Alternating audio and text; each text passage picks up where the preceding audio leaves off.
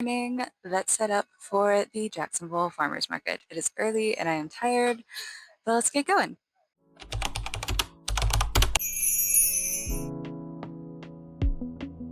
I'll be entirely honest with you guys. I had no idea if I was even going to like going to this farmer's market or if it would be productive for me at all when I first signed up. I live in Jacksonville, Alabama, which is a small-ish city in northern Alabama. We're very rural. We're kind of in the middle of nowhere, but we are a college town. But I didn't know if I would have any clients at this market just because I make cozy fantasy inspired art, and while my art does show a lot of nature, I do like to add things in like dragons and things like that. And I didn't really know if people would love that here, but this market has actually turned into my favorite event that I think I have ever done. I've gotten several commissions just from setting up here. I've sold a couple of originals, lots of stickers and sticker packs and bookmarks, and because I do the event every single weekend for the most part, I've actually grown this little group of returning customers. I have several people who come by to see if I have new stickers or come by every couple of weeks to buy a sticker because they're starting a collection of my stickers, which I think is so cool, but also gives me major imposter syndrome. But the market runs every Saturday from 7 a.m. to noon, and let me tell you, running a small business will most certainly show you who your true friends are, because I have my friend Shelly who likes to come sit up with me at most of my events, and my boyfriend will come help me sometimes too, and that's true love right there if you're willing to get up and go sit at the farmer's market with your friends at 6 a.m. And I appreciate them, but they both abandoned me this day because they had silly responsibilities like work and family trips. But it was okay. I set it by myself. And the other thing about doing a series of events is you get to know your other vendors. So I wasn't super concerned because I knew there were people there that I knew that would help me if something went wrong. But I try to bring something to do when I'm in my booth. I will just sit there and talk with my friends, but I also try to bring something art related to do just because people really like watching the process. It feels like it kind of helps them connect with you and the art itself. So sometimes I bring an easel and set up and paint, but this day, because I was by myself, I just didn't have the energy. So I just brought my sketchbook and sat and doodled at the table. And my theme for this spread was Moonlight and Marshmallows, which is actually also the theme for my August Patreon club. My goal was just to fill this spread with doodles and anything I thought of when I thought of that theme. And I'm a huge camper, even though I live in the middle of nowhere in Alabama. I thought it was super cool when I was little, but I've only been once since I've been grown. But I used to convince my parents at least twice a summer to put a tent out in our backyard. And I swore to them that I was going to stay in the tent all night. I was going to sleep there. I was going to bring our dog. It was going to be great and awesome and wonderful.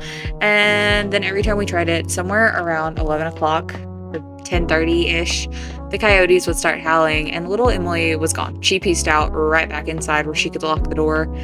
And there was really no danger. The coyotes were nowhere near our house. They wouldn't have come up in our yard. My dogs wouldn't have let that happen. But it freaked me out. And even though my parents were with me, they didn't just let me go by myself. I was done. I went inside. So they learned after about the third time of this happening, and they would actually just set up the tent in our living room. We'd push the couch back against the wall and put the tent up, and I got to sleep downstairs on the floor in my sleeping bag, and I thought it was still the coolest thing. Because I could actually stay in the tent, but I could also read my book with a light and not have to hold a flashlight while I did it. So I was just winning at life. But those are kind of the vibes that I wanted to capture with this month's theme.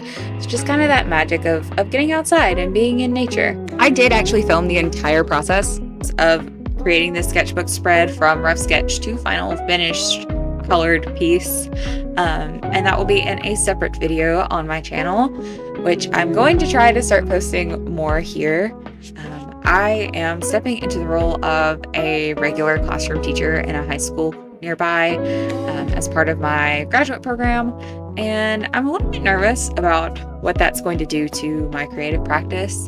I've had jobs while doing this. I've been in grad school, I've taught for that university, and I've, managed all that with doing events and running my art business and creating semi-consistently.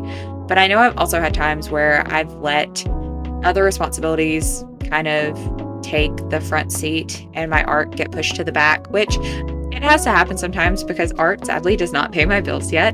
When it does, that will be probably the happiest time of my life. But for right now, it has to take a back seat sometimes, and that's fine. But I don't want to stop creating, even if I don't post super consistently, I never want to get to the point where I'm just not creating art at all. So I've been trying to game plan what that can look like with taking on all these new responsibilities. And my idea so far is to take a step back and go back to what made me love art in the first place, which is just playing around in my sketchbook. And I don't know how, even though I didn't intend to, I shifted into the mindset of making art solely for the idea of it selling, like with the entire intention behind each piece being someone will like this, someone will buy it. And I don't know about you guys, but that is the fastest way for me to get burnt out. And even though I didn't mean to, I wasn't, I guess, conscious of myself falling into that mindset. It happened, which I guess it happens to all of us at some point, but we're going to take a step back and refocus and see if we can't get away from that.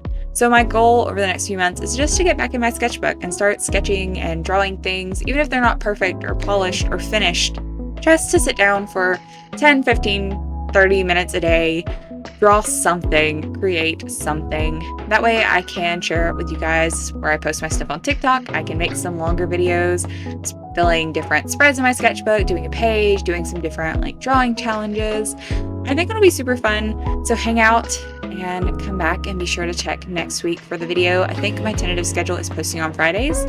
But yeah, thanks for coming and hanging out with me, and I will see you guys soon.